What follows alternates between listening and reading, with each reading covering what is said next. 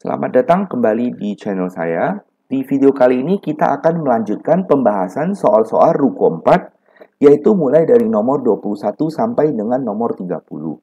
Ya, soal-soal ini diambil dari buku Matematika kelas 12, wajib 3B oleh Sukino berdasarkan kurikulum tahun 2013, yaitu di bab 4 peluang mulai dari halaman 109. Oke, kita mulai. Nomor 21, dari 100 mahasiswa terdaftar 45 orang yang mengikuti kuliah bahasa Indonesia, ya. Lalu 50 orang mengikuti kuliah sejarah dan 25 orang mengikuti kedua mata kuliah tersebut. Dipanggil seorang di antara 100 siswa itu, maka peluang bahwa mahasiswa yang dipanggil tidak mengikuti kedua mata pelajaran di atas adalah titik-titik-titik. Nah, untuk mengerjakan soal ini paling mudah kalau kita gambarkan diagram Venn-nya. Ya, jadi saya bikin kotak ini, lalu di atas kotak itu kita tuliskan 100, menyatakan bahwa total di dalam kotak ini harus ada 100 orang ya, sesuai dengan info di sini bahwa ada 100 siswa. Oke, nah lalu untuk diagram Venn pertama, itu adalah kelompok yang mengikuti bahasa Indonesia. Sesuai dengan info ada 45 orang, maka saya tulis bahasa Indonesia 45 orang. Itu artinya ini secara keseluruhan ada 45 orang. Di kanannya adalah yang kelompok sejarah, sesuai dengan info adalah 50 orang, saya tulis 50 di sini. Lalu info selanjutnya, ini 25 orang, yaitu yang mengikuti kedua mata kuliah tersebut. Ya, artinya 25 orang ini yang ikut kedua-duanya. Maka kita tuliskan 25 di tengah-tengah. Nah, maka kalau kita mau tahu berapa sih orang yang hanya mengikuti bahasa Indonesia tanpa mengikuti sejarah, berarti kita mau yang ini. Oke, yang sebelah kiri ini saja. Itu sama dengan keseluruhan bahasa Indonesia, kita kurangi dengan yang di tengah-tengah. Ya, 45 kurang 25 sama dengan 20. Oh, ternyata yang mengikuti bahasa Indonesia saja ada 20 orang. Nah, sama juga yang sebelah kanan ini, kalau kita mau tahu yang mengikuti sejarah saja, maka sama dengan keseluruhan yang sejarah dikurangkan dengan yang di tengah-tengah ini, hasilnya menjadi 25.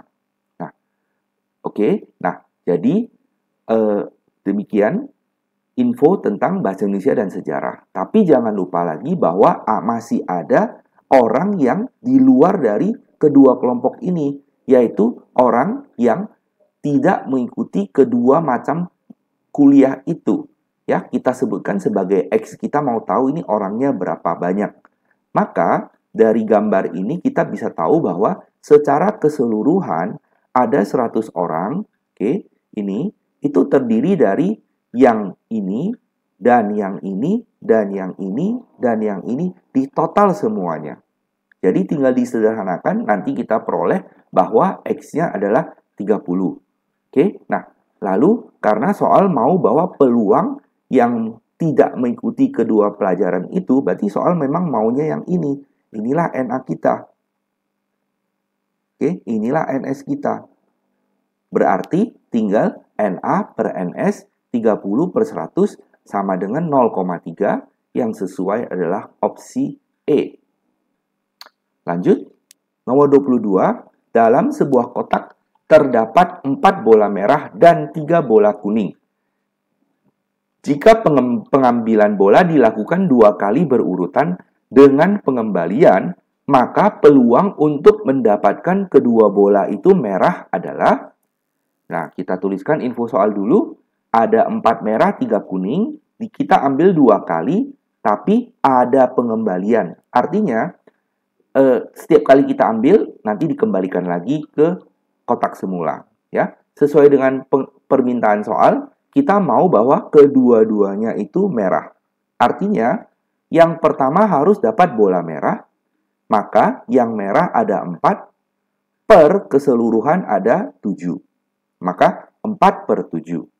Kemudian kita kembalikan lagi, dan diambil yang kedua harus merah lagi. Maka kembali lagi 4 per 7 ya, tidak ada perubahan. Situasi 1 dan situasi 2 nilainya sama saja. Kemudian kita tinggal kalikan hasilnya adalah 16/49, yaitu opsi E. Oke, kita lanjut ke slide berikutnya, nomor 23. Dalam sebuah kotak terdapat 7 bola merah dan 3 bola kuning. Jika pengambilan bola dilakukan 2 kali berurutan tanpa pengembalian, ya ini berarti kebalikan dari soal nomor sebelumnya ya, yang ini tanpa pengembalian. Nah, maka peluang untuk mendapatkan kedua bola merah adalah titik-titik-titik. Nah, info soalnya ada 7 merah, 3 kuning, maunya 2, ambil 2 tanpa pengembalian, dan dua-duanya harus dapat bola merah. Nah, cara pertama, seperti cara yang tadi di soal nomor 22, pertama-tama harus diperoleh bola merah, maka yang merah tersedia 7 bola, kemudian per keseluruhannya, ini keseluruhannya ada 10 ya. Nah, jadi yang 7 yang kita mau, yaitu yang merah, per keseluruhannya 10 kali. Ya, kemudian pada pengambilan kedua harus merah lagi. Nah, karena tanpa pengembalian berarti sekarang yang merah tersisa 6 bola dan seluruhnya tersisa 9 bola. Jadi, sekarang kalau mau kedua kalinya dapat merah, peluangnya menjadi 6/9. Oke, 6 di sini, 9 di sini. Kemudian kita tinggal sederhanakan, hasilnya menjadi 7/15 ya. Ini tinggal coret dibagi 2, dibagi 3 menjadi 2, 9 dibagi 3 jadi 3, 7 kali 3. Oh, yang ini dicoret lagi. Ya, 7, kemudian per yang bawah 5 kali 3 adalah 15. Nah, untuk bentuk soal yang tanpa pengembalian, kalian bisa juga menggunakan cara yang kedua. Tadi cara pertama adalah cara logika ya. Nah, kalau cara kedua kita tinggal gunakan kombinasi. Oke. Nah, karena mau 2 buah bola merah, oke. Artinya dari 7 yang merah ini kita ambil 2 ya. Berarti C72 per sedangkan NS-nya artinya dari 10 yang tersedia kita juga ambil 2. C12 sama dengan tinggal sederhanakan nanti hasilnya 7/15, maka yang cocok adalah D. Lanjut ke soal nomor 24. Di sebuah toko tersedia 1 lusin lampu ya. Ingat 1 lusin berarti 12 buah. 2 di antaranya rusak. Ada 3 orang yang akan membeli masing-masing sebuah lampu. Peluang bahwa pembeli yang ketiga mendapatkan lampu yang rusak. Oke. Nah, pertama-tama kita tulis dulu info soalnya. 1 lusin berarti 12 buah ya. Dari 12 ini ada 2 yang rusak, berarti 10-nya bagus. Lalu pembelinya kita sebutkan pembeli 1, pembeli 2, pembeli ketiga. Oke. Nah, mau dari soal adalah bahwa pembeli yang ketiga mendapat lampu rusak. Nah, kita tuliskan semua kemungkinan, berarti kemungkinan pertama semua orang dapat yang rusak. Nah, tapi ini tidak mungkin ya, karena yang rusak hanya ada 2. Kalau begini situasinya, berarti yang rusak ada 3 bola. Berarti ini tidak mungkin. Nah, kemudian situasi yang kedua, orang yang pertama dapat rusak, orang yang kedua dapatnya bagus, orang yang ketiga dapat rusak. Oke. Nah, kemungkinan ketiga, orang pertama dapatnya yang bagus, orang kedua dapatnya rusak, orang yang ketiga dapatnya rusak. Kemungkinan keempat, orang pertama dapat bagus, yang kedua juga. Nah, orang ketiga tetap harus dapat yang rusak ya. Perhatikan, orang ketiga tetap dapat yang rusak karena sesuai dengan permintaan soal. Nah, itu saja kemungkinan yang ada, berarti kita fokus ke 3 kemungkinan ini. Jadi, ya, yang pertama tidak mungkin, tidak memenuhi. Nah, untuk yang kemungkinan kedua, berarti orang pertama dapatnya yang rusak. Rusak ada berapa? Ada 2. Per keseluruhannya 12. Ya, 2/12. Kemudian, orang yang kedua mendapat bola lampu yang bagus. Yang bagus ada 10. Kemudian nah ingat, dari tadi 12 sudah diambil 1, maka sekarang tersisa 11. Makanya di sini 10/11. Nah, kemudian orang yang ketiga mau dapatnya yang rusak. Nah, yang rusak tadi, 2 rusak tadi, sudah diambil 1 di orang pertama. Berarti sekarang tersisa 1 yang rusak, sehingga ini 1/10. Kita tinggal kalikan saja semuanya dapat 20 per 1320. Nah, kemudian untuk situasi di mana orang pertama dapatnya bagus, orang kedua dapatnya rusak, orang ketiga dapatnya rusak. Nah, nanti hasilnya adalah begini. 10 per 12, yang bagus ada 10, semuanya ada 12. Kemudian orang kedua dapat yang rusak mula-mula ada 2. Terus yang tersedia sekarang ada 11 lampu. Kemudian orang ketiga dapatnya rusak lagi, yang rusak ada 1 karena sudah diambil 1 di sini, per lampunya sekarang tersisa 10. Dikalikan dapatnya 20 per 1320. Nah, untuk situasi keempat caranya mirip ya, saya tidak jelaskan lagi. Ya, perhatikan di sini dari 10 yang rusak, yang bagus, kita sudah pakai 1 di sini. Nah, sehingga sekarang untuk orang kedua waktu mau bagus tersisa 9. Ya, kita kalikan dapatnya ini. Lalu kita jumlahkan semuanya, dapat hasil 1 per 6. Oke, sehingga yang sesuai adalah opsi D. Maaf. Kita lanjut ke soal nomor 25. Seorang penjaga gawang profesional mampu menahan tendangan penalti dengan peluang 3 per 5. Dalam sebuah pertandingan terjadi 5 kali tendangan penalti. Peluang penjaga gawang tersebut mampu menahan 3 kali adalah... Nah, jadi pertama-tama kita harus tahu dari soal bahwa peluang dia mampu menahannya adalah 3 per 5 ya. Nah, supaya simple saya tulis M besar itu artinya dia mampu, T besar berarti tidak mampu. Nah, berarti kita tahu PM-nya 3 per 5, kemudian PT-nya berarti sama dengan 1 dikurang 3 per 5, berarti 2 per 5 ya. Karena ini dua kejadian yang saling berlawanan. Oke. Nah, kemudian kita tendang 5 kali, mau 3 kali masuk. Oke. Mau 3 kali mampu menahan tendangannya. Berarti saya tuliskan satu kemungkinan yaitu mampu, kemudian tidak mampu, ya. Dan ini hanya satu kemungkinan. Nah, maka di sini dan permutasinya, karena misalkan saja pertama-tama mampu, lalu tidak, lalu mampu lagi. Nah, dan seterusnya. Oke. Nah, permutasinya banyak sekali. Nah, permutasinya sesuai dengan yang ini. Oke, karena secara total ada 5 huruf yang kita mau susun di sini. Berarti itu permutasi P5, kemudian mampunya 3 kali, ya, ada unsur yang sama. Kemudian tidak mampunya ada 2 kali, berarti ada unsur yang sama juga. Oke, berarti ini adalah permutasi untuk unsur yang sama, maka hasilnya menjadi 5 faktorial per 3 faktorial kali 2 faktorial itu adalah 10, sedangkan peluang untuk kemungkinan yang ini saja, peluangnya berapa? Nah, karena mampunya 3 kali, berarti ini sama dengan 3 per 5 kali 3 per 5 kali 3 per 5. Kita tuliskan 3 per 5 pangkat 3. Kemudian yang tidak mampu, 2 per 5, 2 per 5. Oke. 3 per 5-nya 3 kali. Kemudian 2 per 5-nya 2 kali. Nah, berarti hasilnya ini. 2 per 5 pangkat 2.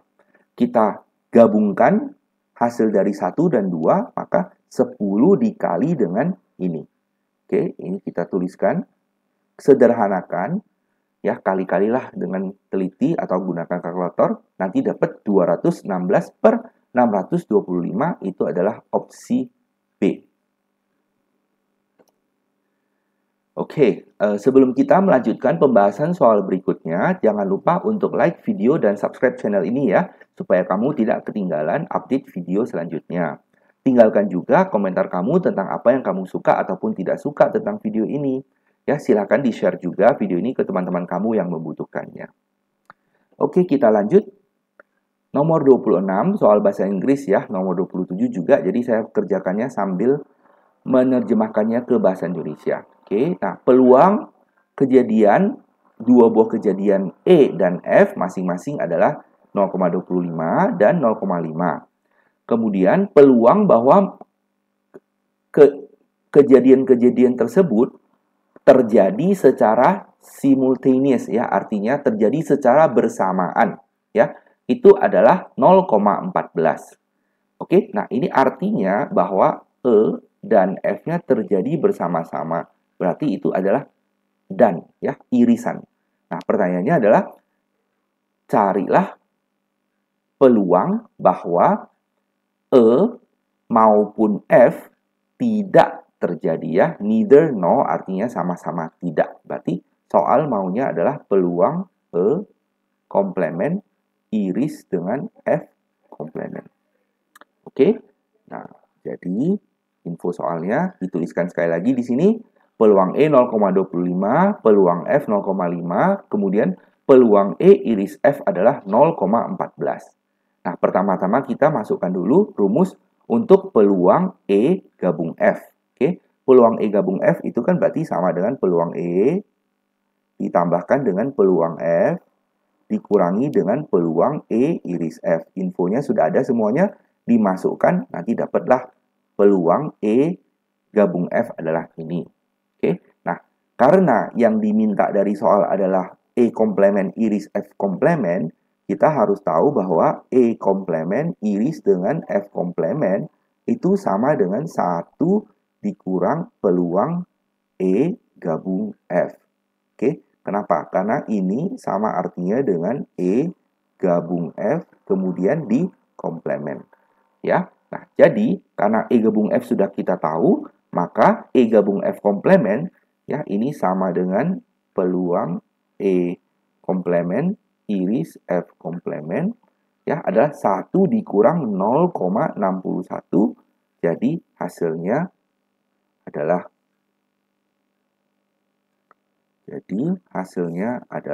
0,39, sehingga yang sesuai adalah opsi D. Lanjut, nomor 27, sebuah kotak terdapat 4 buah bola merah, 5 buah bola hijau, dan 6 buah bola putih. Sebuah bola diambil dari kotak itu secara acak. Pertanyaannya, apa peluang bahwa bola itu adalah merah atau hijau? Berarti soal maunya peluang merah atau hijau. Oke, nah ini soal mudah sekali, ya. Yang merah 4 buah, yang hijau 5 buah, kemudian yang putih ada 6 buah. Soal mau yang ini. Berarti ada 9 dong. Dari semuanya ada 15. Berarti tinggal 9/15, ya.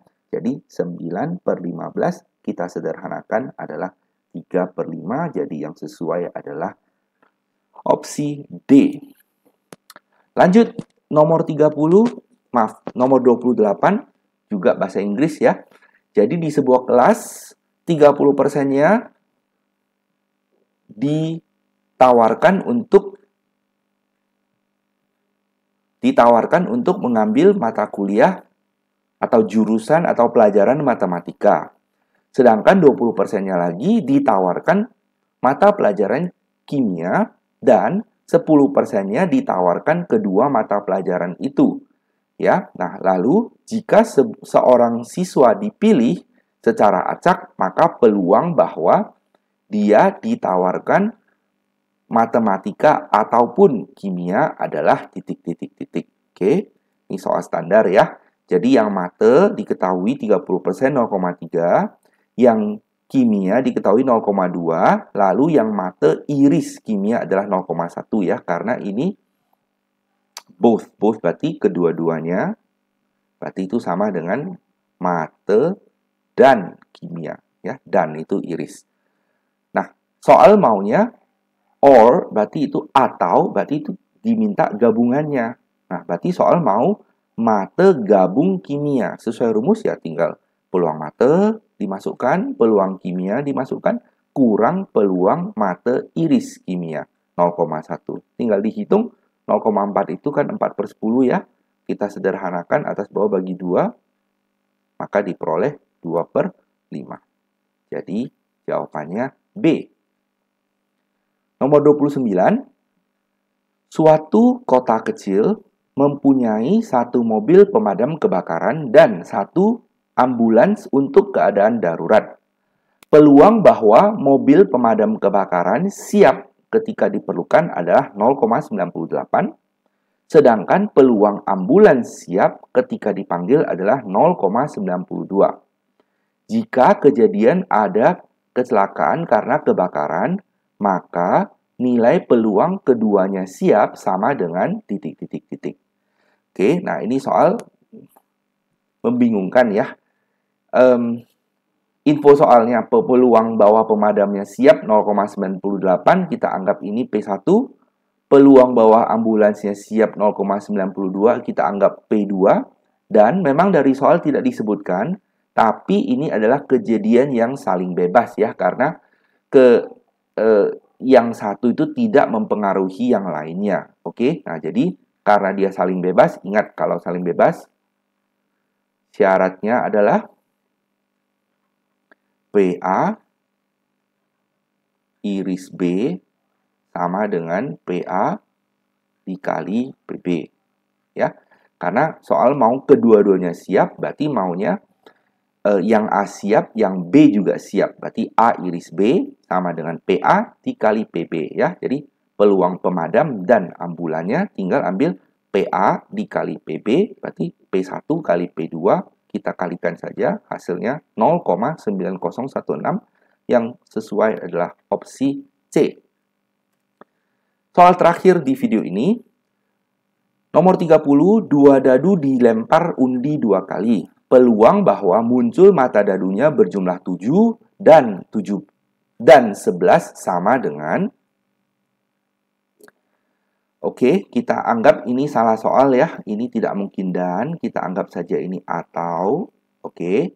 Nah, karena yang dua dadu, kita lihat kembali tabel tercinta kita ya. Untuk yang dua dadu, lihat apa saja yang mungkin. Di sini ada 6, di sini juga ada 6, berarti NS-nya 36.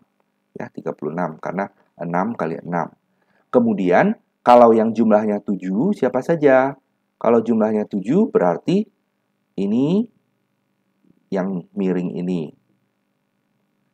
Oke, nah kita tuliskan semua di sini. Nah, ini udah ada 6 ya.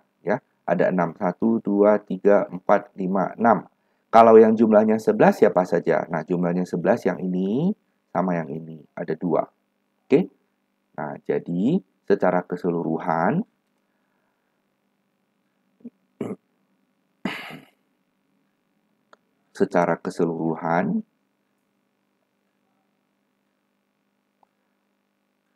oh, saya salah.